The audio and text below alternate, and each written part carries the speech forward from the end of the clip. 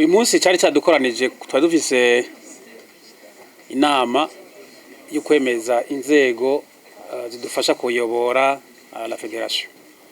Igihe twatogwa muri aya mabanga hariho inzego zari zihari zidufasha kuyobora zategerezwa gusubirizwa.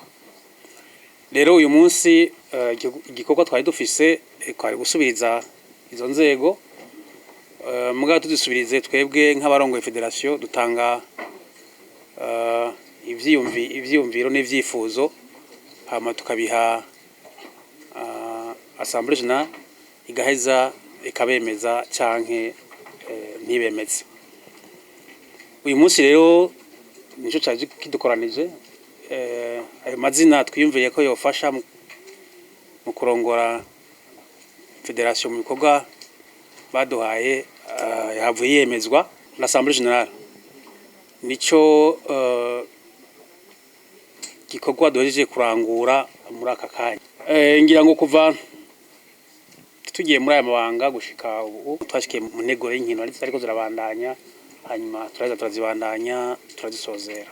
Dore kugira amasezerano n'ishirahamwe ry'ibinyobwa Brarudi kuko murabizi neza ni badufasha bimwe bita sponsor ni badufasha gutegura inkino. Rero twarahejeje amasezerano twaranayasinye hagati ya Amstel na Brarudi. Bon,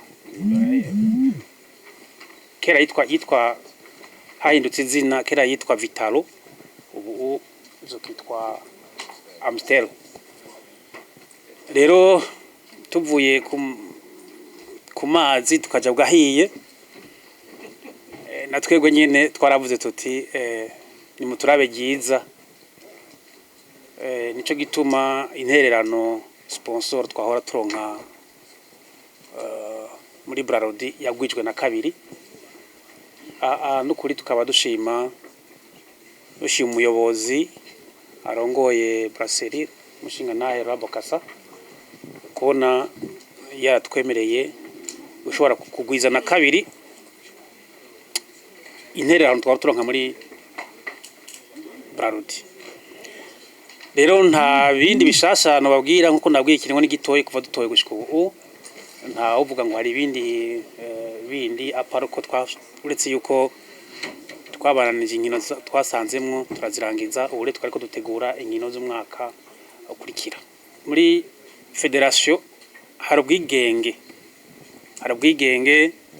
nta gutamika ijambo umuntu biriho muri federation ngaha. Urumva rero dutanze amazina cha tuba dusaba Assemblée Générale ikavuga iki byibazako. Muri batoye hatoye abantu 22 abemeje 5 batayemeje 7. Ivyo navyo nibisanzwe kuko abantu tuzana bavuye mu ma equipe. Rero bamwe abonye atarimwo yashobora kutamugoba neza kandi ntitwari tuziga yuko amazina atokwa kwijana kwijana.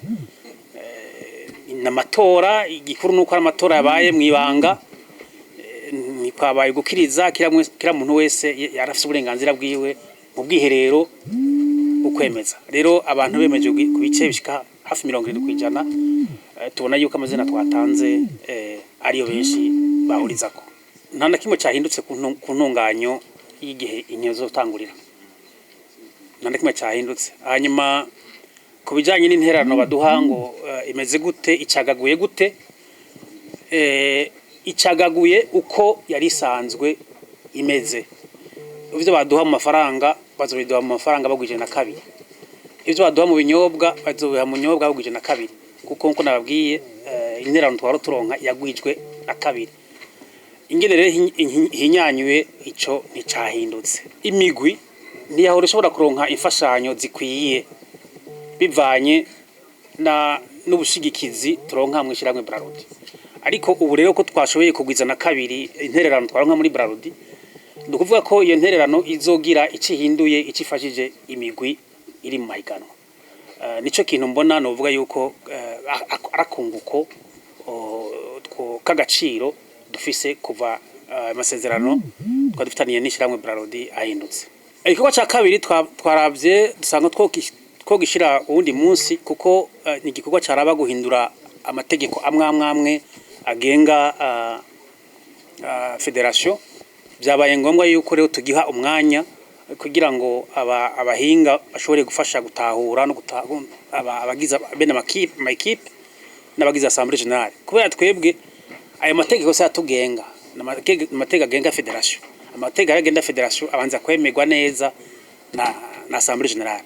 Nico gituma twabonye yuko twabiha umwanya gatoyi mu ndwi zibiri tugaheza tugasubira twagaruka ngaha tukayanonosora kugira ngo ashobore kuja mu ngiro. Mu kugira tubajane muri Bralodi nawo nyene nico twaronere kwa kugira ngo baronke agafashanyo gafatitse. Naco gituma twabahinduriye umusponsor niko novyita, akaba bakaca baronka sponsor ya Bralodi nkuko abahungu baronka sponsor yo muri Bralodi. Ico turiko turakinira ku kizoronka agasunuzo, tuzogerageza kugisanura kugira hase neza.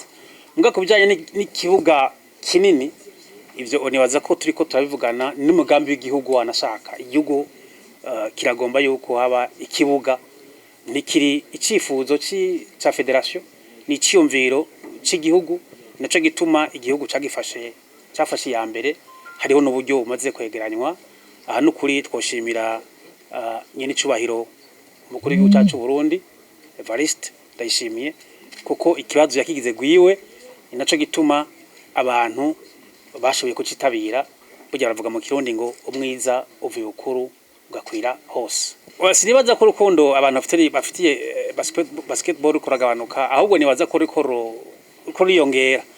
Naco gituma nka muri diaspora bafatiye kuvyo dukora, abarundi bariko baratunganya inkino nyinshi cyane baravye ingene twenga mu gihugu tuyoboka basketball.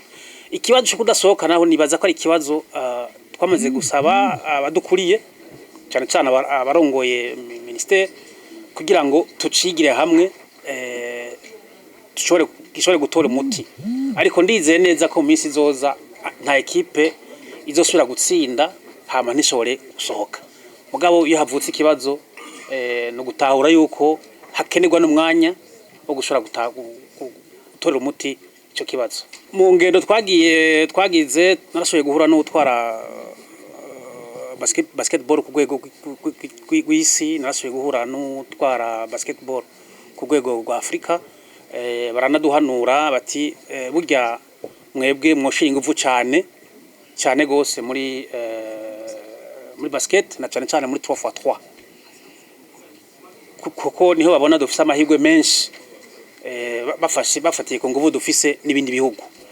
Naco gituma twatunganije umushikiranganje bidusavye nyakwa Didier Nsekera tushiremo inguvu mu gutegura integuro za 3x3.